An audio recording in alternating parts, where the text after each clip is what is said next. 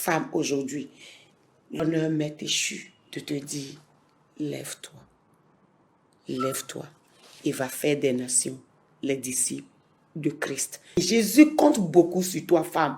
Bien-aimée, que ton passé ne soit pas ton ombre aujourd'hui. Ton passé est passé. Ce que tu avais vécu, oublie-le. Femme, ferme tes oreilles au serpent. Ferme tes oreilles au serpent. Ferme tes oreilles aux aigris. Il y en a beaucoup aujourd'hui. Bien-aimé, chacun sera jugé selon sa capacité. La femme, quand elle aime avec son cœur. Quand Jésus est ressuscité, la première personne à qui il s'est montré, c'est à une femme, c'est à Marie-Magdeleine. Sa vie a changé, son histoire a changé, du noir au blanc, des ténèbres à la lumière. Ah, femme, quelle est ta mission? Jésus compte beaucoup sur toi, femme.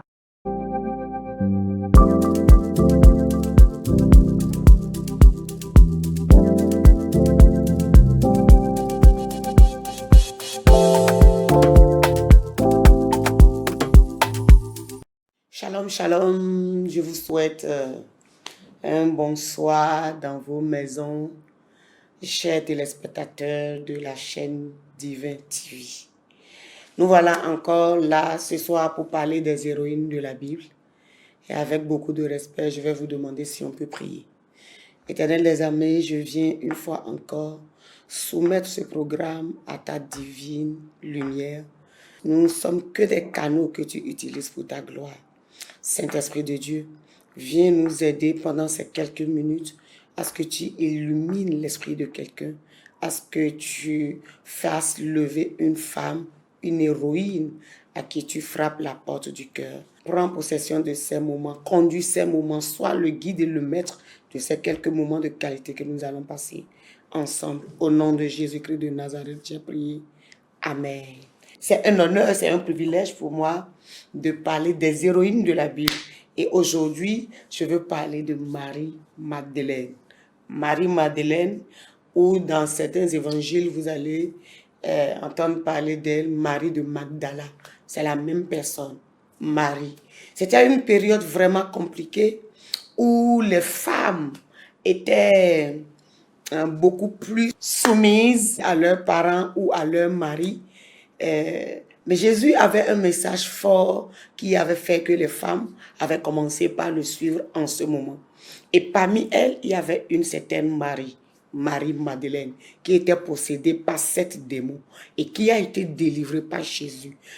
Elle a été délivrée des 7 démons par Jésus. Et elle a vu tellement la vérité et son espérance en l'évangile, en la bonne nouvelle que Jésus prêchait, était tellement forte qu'elle a commencé par suivre Jésus à l'instar des disciples, à l'instar d'autres femmes, à l'instar d'autres curieux. Mais elle suivait, elle se faisait enseigner, elle mangeait la parole de Dieu comme les disciples aussi mangeaient. Elle prenait des initiatives. Elle aimait Jésus de tout son cœur, Marie-Madeleine. Bien-aimée, la femme, quand elle aime avec son cœur.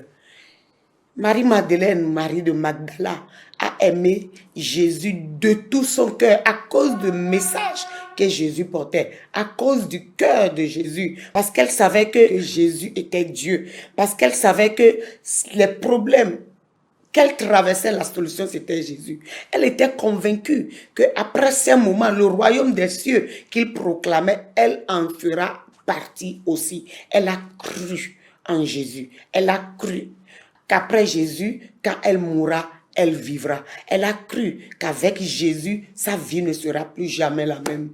La belle preuve, elle l'a suivi à l'instar des disciples. Elle n'a jamais été en dehors de la présence de Dieu. C'est seulement en présence de Jésus qu'elle se sentait, elle était à l'aise, elle se sentait aimée, appréciée. C'est en présence de Jésus qu'elle se sentait non jugée. Et cet amour de Jésus l'a même amenée à faire fi des railleries des gens autour d'elle, des gens qui la regardaient toujours comme la Marie qu'il connaissait. Mais elle, dès l'instant où son chemin a croisé le chemin de Jésus, elle a commencé par aimer Jésus. Elle a aimé Jésus de tout son cœur. Et dans les 4 évangiles, Marie-Madeleine a été mentionnée. Et Jean a été spécifique. Vous savez, quand Jésus a été attrapé pour la Pâque, le mystère de la Pâque, il y a quelque chose qui s'est passé ce jour à la tombe de Jésus, où c'est Marie-Madeleine qui a été pour embaumer le corps de son Jésus, le corps de son Seigneur, le corps de son Maître. Et c'est elle qui a été la première. Jean a été très pointu là-dessus. Les autres disaient Marie et les autres. Mais Jean a parlé de Marie-Madeleine. Pour Jean, c'était elle seule qui était allée au tombeau ce matin pour embaumer le corps de son maître. Et c'est elle qui a remarqué l'absence de son maître. Et c'est elle qui a relaté ce qui s'est passé entre le maître et elle. Parce que quand elle n'avait pas vu Jésus, elle avait commencé par pleurer. Quand elle n'avait pas vu le cœur de son maître, le cœur de son Seigneur, ils l'ont poursuivi jusqu'à ils l'ont tué. Ils l'ont tué, ils l'ont enterré. Mais ils sont qui est encore venu voler le corps de mon maître? Qui est venu voler le corps de mon Seigneur? Quelle profondeur dans l'amour, quelle constance dans l'amour. Elle a aimé Jésus vivant. Malgré que Jésus n'était plus parmi les vivants, cet amour n'a pas diminué. Cet amour est resté constant. Cet amour est resté vrai. Cet amour est resté profond. Bien-aimée, elle a commencé par pleurer.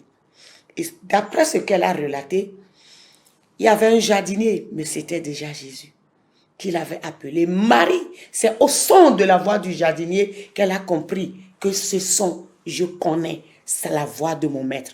Je connais la voix de mon berger. Ce son, cette voix n'est pas étrangère et c'est là, elle a compris. Et c'est à elle, Jésus a dit, va dire aux autres disciples, va dire aux autres que je les attends à Galilée, de venir me voir à Galilée. Et c'est Marie-Madeleine, une femme de la période contemporaine, une femme de cette période patriarcale où la femme n'a pas droit à la parole, où la femme n'a pas droit à la vie civile, la femme n'a pas droit à la vie sociétale, à la vie publique. C'est en cette période que Marie-Madeleine s'est démarquée du lot.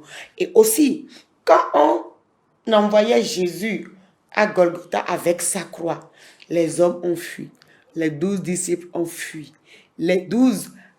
Pierre est allé même à renier Jésus devant les femmes. Mais les femmes suivaient Jésus. Elles étaient là. Elles étaient prêtes à payer le prix. Si on demandait à Marie-Madeleine, ne connais-tu pas cet homme?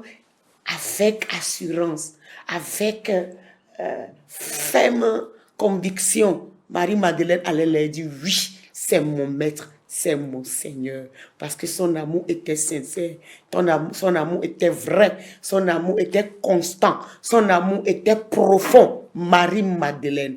Et aujourd'hui, j'appelle l'entendement des femmes dans nos assemblées, que ce soit les femmes qui y sont déjà ou les femmes qui vont rallier les rangs plus tard.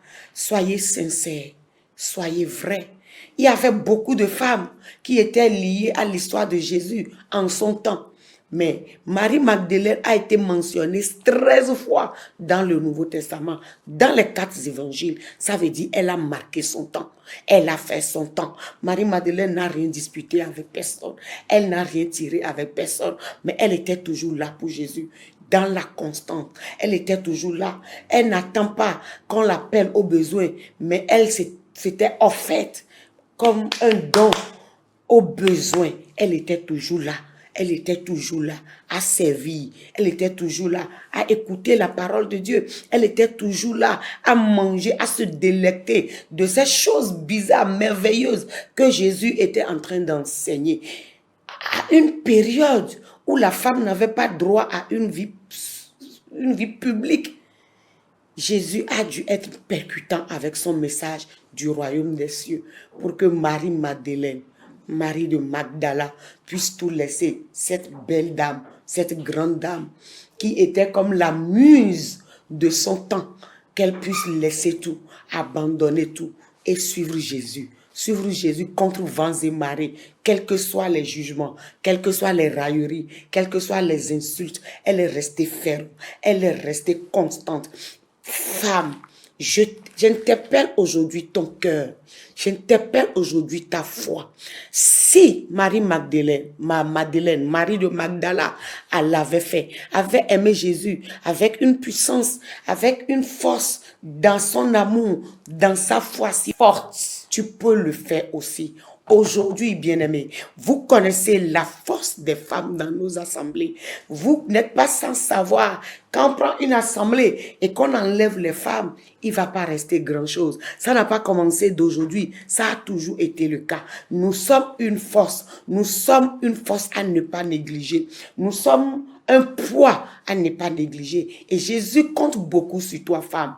Jésus compte beaucoup sur toi, femme. C'est pour ça, quand Jésus est ressuscité, la première personne à qui il s'est montré, c'est à une femme, c'est à Marie Magdeleine. Marie Magdeleine, son histoire n'est pas belle, son histoire n'est pas du tout belle. C'était une ex-prostituée, c'était quelqu'un qui maniait les hommes, c'était une prostituée haut de gamme, c'était une prostituée professionnelle. Mais quand elle a rencontré Jésus, sa vie a changé, son histoire a changé, du noir au blanc, des ténèbres à la lumière. Bien-aimé, que ton passé ne soit pas ton ombre aujourd'hui. Ton passé est passé. Ce que tu avais vécu, oublie-le. C'est pour ça Ésaïe disait, les choses anciennes sont passées.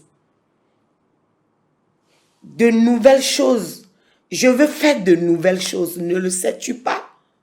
Et Jésus a repris la même parole. Il dit, toute personne qui reçoit Christ, les choses anciennes sont passées et toutes choses sont devenues nouvelles. Si Marie Magdeleine, malgré son passé pourri, malgré son passé non reluisant, malgré son passé honteux, s'est repentie et est restée avec le Messie, et est restée avec le Maître, et est restée avec notre Seigneur, tellement proche de lui, bien-aimé, qu'est-ce qui peut t'éloigner de la présence de Dieu aujourd'hui? Il n'y a pas de raison.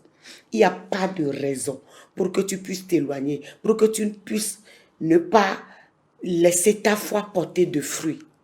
Femme, ferme tes oreilles au serpent. Ferme tes oreilles au serpent. Ferme tes oreilles aux aigris. Il y en a beaucoup aujourd'hui. La capacité que Dieu a mise en toi, lève-toi et manifeste ta capacité. C'est Marie-Madeleine qui a commencé par dire aux disciples, les hommes, les 12, disons les 11, parce qu'il y avait un qui manquait à l'appel. Les 11, c'était Marie-Magdeleine, Marie de Magdala, qui a commencé par leur dire, j'ai vu le Maître s'est ressuscité, ce qu'il a dit s'est accompli, c'était vrai ce qu'il a dit, Jésus n'est plus dans sa tombe, il est ressuscité, je l'ai vu, il a dit, allez m'attendre à Galilée, allez m'attendre à Galilée, allez m'attendre à Galilée. Une femme, elle avait le courage d'aller voir les disciples. Elle n'a pas du tout craint qu'on ne le croit pas. Ça n'a pas d'importance. Mais ce qui lui importait, c'était aller transmettre ce que le Maître lui a dit d'aller dire. Et dans le message, Jésus lui dit, surtout à Pierre, va dire surtout à Pierre. Dis aux 10 autres, mais dis à Pierre que je le veux lui plus que tout le monde. Faut pas qu'il manque au rendez-vous à cause de ce qui s'est passé. Je l'avais prédit. Il l'a vécu, mais c'est pas ça qui l'a disqualifié. Marie-Madeleine va dire aux 11 et surtout à Pierre que je les attends à Galilée. Femme, quelle est ta mission? Femme, qu'est-ce que le Saint-Esprit te dit dans ton esprit? Quel est l'appel dont toi-même tu es convaincu? Mais à cause des restrictions des assemblées, à cause de ce que les gens disent, à cause de ce que les gens vont penser, à cause de, tu te tais, tu gardes le silence et tu fermes ta bouche. Bien-aimé, chacun sera jugé selon sa capacité. Si Dieu t'appelle et il te donne 5 talents et tu utilises 3 talents, tu n'as pas atteint l'objectif. Quelqu'un à côté de toi qui a reçu un talent et qui a utilisé son talent. Hey, il y a une seule phrase qui doit être dans notre esprit permanemment. Bon et fidèle serviteur, rentre dans ton repos. Que ça là soit notre leitmotiv, que ça soit la motivation de courage la motivation, de l'audace pour que nous puissions nous lever et accomplir ce pourquoi le Seigneur nous a appelés. Seigneur ne t'a pas appelé femme pour que tu t'assoies à l'église. Il t'a pas appelé pour que tu sois là, pour que tu gardes le silence et que tu ne dises rien. Non. À la chambre haute, bien-aimés, ils étaient 120. Ils n'étaient pas 11. Ils étaient 120. Et ma Bible me dit qu'il y avait plus de femmes que d'hommes.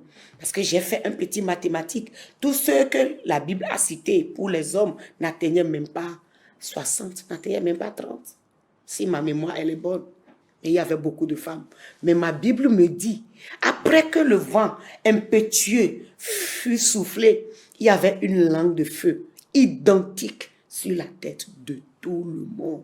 Ça veut dire le feu, la flamme, le zèle de l'évangile qui a été partagé. Le Saint-Esprit, la quantité, la portion du Saint-Esprit qui a été partagée ce jour a été identique que pour les hommes et pour les femmes. Femme, lève-toi dans ton quartier. Va parler de Jésus aux gens autour de toi. Va dans ta famille. Parle de Jésus aux gens de ta famille. Va dans ton marché. Parle de Jésus à ces personnes. Dis-leur que Jésus les aime. Et raconte ton histoire. Ne va même pas chercher à dire, je ne connais pas la Bible. Non, ton histoire avec Jésus. Ta relation avec Jésus, c'est déjà un évangile. Ton évangile, comme Paul l'a dit, mon évangile. Bien aimé, mon histoire, ma relation, mon intimité avec Jésus est mon évangile. Et je soutiens mon évangile avec l'évangile des les quatre évangiles que nous avons dans le Nouveau Testament. Bien aimé, ta vie, ton témoignage, ton vécu, les miracles, tout ce que tu vis avec le Saint-Esprit au quotidien, avec tes enfants, avec ton mari, avec ton père, avec ta mère, avec tes frères, tes soeurs, dans l'assemblée de Dieu. L'histoire est un évangile où tu peux déjà, par ton témoignage, gagner des âmes à Christ. Bien-aimé, ça là, personne ne peut t'en vouloir que tu gagnes des âmes à Christ. Nous sommes tous appelés. La Bible dit, allez, faites de toutes les nations mes disciples, les baptisant au nom du Père, du Fils et du Saint-Esprit. Il n'a pas dit que ça c'est spécifique pour un genre. Non. D'ailleurs, le genre frappait les femmes en Israël quand Jésus-Christ est venu. C'est pour ça qu'il a renversé la donne. Lui-même, il restait beaucoup avec les femmes. Il enseignait beaucoup les femmes. Il compatissait beaucoup à la condition des femmes. Il lui a fait des promesses d'espérance qu'ils ne seront pas toujours esclaves. C'est pour un temps. C'est pour ça que Jésus est venu te libérer, moi. Il est venu te libérer, toi aussi, en tant que femme. Et il nous demande d'aller faire de toutes les nations ses disciples. Et cette recommandation est la fondation de la vie chrétienne. C'est la fondation de la vie chrétienne. Que tu trouves quelqu'un et que tu lui dises, Jésus-Christ t'aime, maman. Papa, Jésus-Christ t'aime. Je peux prier pour toi. Prie au nom de Jésus. Le Saint-Esprit que tu as en toi, Dieu que tu portes, Dieu agira. Et tu feras la différence dans ton alentour. Dieu que tu portes, l'odeur de Dieu que tu émanes va impacter, va influencer les gens autour de toi. Et toi-même, tu verras que tu avais des choses cachées en toi. Et que la peur, le candidaton, le regard des gens, la suspicion des gens t'empêche de manifester. Femme, aujourd'hui, l'honneur m'est échu de te dire, lève-toi. Lève-toi et va faire des nations les disciples de Christ. Cet amour que tu as pour Jésus, ce n'est pas seulement être fidèle, fidèle chrétienne à l'église. Non, non, tu dois impacter, tu dois évangéliser, tu dois amener les âmes à Christ. Parce que ça, un jour, tout ça te sera montré. Que le Seigneur vous bénisse, que le Seigneur vous soutienne, que le Seigneur vous relève. Toi qui avais déjà commencé et la réaction des hommes, la réaction des gens t'ont déjà fait asseoir et tu as laissé peut-être ton ministère et tu es déjà reparti au marché, tu es déjà reparti à ton travail. Je parle à ton esprit ce soir. Reprends encore ton bâton et lève-toi pour le Seigneur. chacun va rendre compte. Nous n'irons pas rendre compte en commun. Nous n'irons pas rendre compte en assemblée. Mais chacun devant le maître, un jour, va rendre son compte. Chacun va rendre compte, son compte. Ne fais pas partie des 5 vierges folles. Quel que soit le prix à payer, ne fais pas partie des 5 vierges folles. Mais nous devons nous battre pour faire partie des 5 vierges sages. Que le Seigneur te soutienne, que le Seigneur vous bénisse. Et si vous voulez me contacter, vous pouvez toucher le numéro de Divin TV. Avec plaisir, je vais te recevoir. Avec plaisir, je vais parler avec toi. Nous prions. Éternel des amis, je viens te dire merci pour ces moments de qualité que nous avons passés. Ce soir, je suis convaincu que tu as parlé à une femme. Je suis convaincu qu'une femme, ce soir, a été touchée. Je suis convaincu que les barrières qui bloquaient, qui limitaient certaines femmes ce soir est brisée, afin que, comme une seule personne, toute ton armée, homme comme femme, se lève pour envahir le monde et faire des nations tes disciples comme tu nous l'as recommandé. Bénis-les, accorde-leur l'opportunité, que le courage leur soit donné, que l'audace soit leur partage et qu'elles puissent se lever pour atteindre l'objectif. Au nom de Jésus-Christ de Nazareth, nous avons prié. Amen. Merci. Shalom. Femme, aujourd'hui, l'honneur m'est échu de te dire, lève-toi. Lève-toi et va faire des nations les disciples de Christ. Jésus compte beaucoup sur toi, femme. Bien-aimée, que ton passé ne soit pas ton ombre aujourd'hui. Ton passé est passé. Ce que tu avais vécu, oublie-le. Femme, ferme tes oreilles au serpent. Ferme tes oreilles au serpent. Ferme tes oreilles aux aigris. Il y en a beaucoup aujourd'hui. Bien-aimé, chacun sera jugé selon sa capacité. La femme, quand elle aime avec son cœur. Quand Jésus est ressuscité, la première personne à qui il s'est montré, c'est à une femme, c'est à Marie-Magdeleine. Sa vie a changé, son histoire a changé, du noir au blanc, des ténèbres à la lumière. Ah, femme, quelle est ta mission? Jésus compte beaucoup sur toi, femme.